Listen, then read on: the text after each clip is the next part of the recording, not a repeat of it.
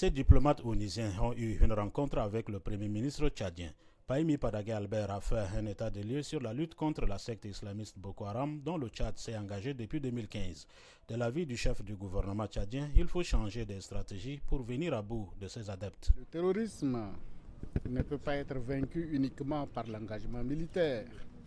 Il faut une action de développement à la base pour que les populations ne soient pas attentives aux discours extrémistes prônés par les terroristes.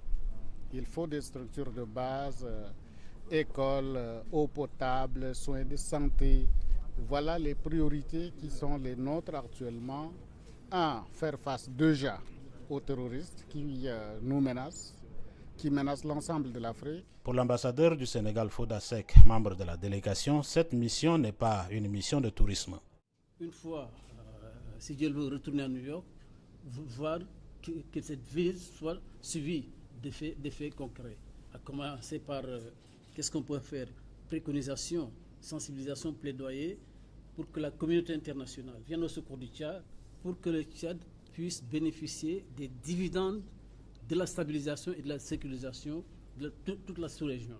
Il est urgent que la communauté internationale puisse honorer à son engagement. Avis de l'ambassadeur français François Delattre. La région du lac Tchad, qui a toujours été une priorité pour la France, n'a pas eu l'attention qu'elle méritait de la part de la communauté internationale. Et cette visite vient aujourd'hui réparer ce qui est une erreur doublée d'une injustice. Le Tchad est un partenaire majeur dans la lutte contre le terrorisme. Et là, le Tchad a payé le prix du sang.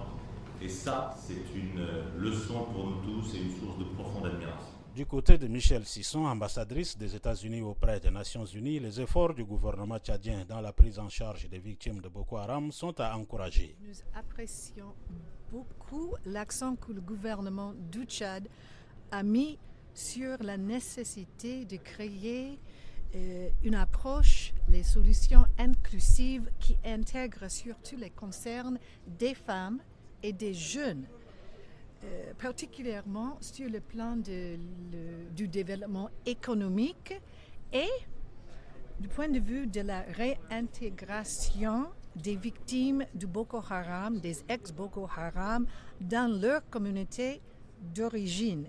Nous apprécions aussi le soutien que le gouvernement du Tchad offre aux réfugiés d'RCA, du Nigeria et aussi de Darfour, et aussi le soutien fourni aux personnes déplacées, ces populations vulnérables, surtout les femmes et les enfants. Nous sommes vos partenaires. Une table ronde est prévue en France dans quelques semaines par les bailleurs de fonds sous l'égide de la Banque mondiale, informe François Delattre. Elle sera dédiée spécifiquement au Tchad et sera consacrée à l'aide humanitaire et l'assistance au développement. Des projets prioritaires seront donc financés. André Kodoumadjingar N'Djamena pour VOA Afrique.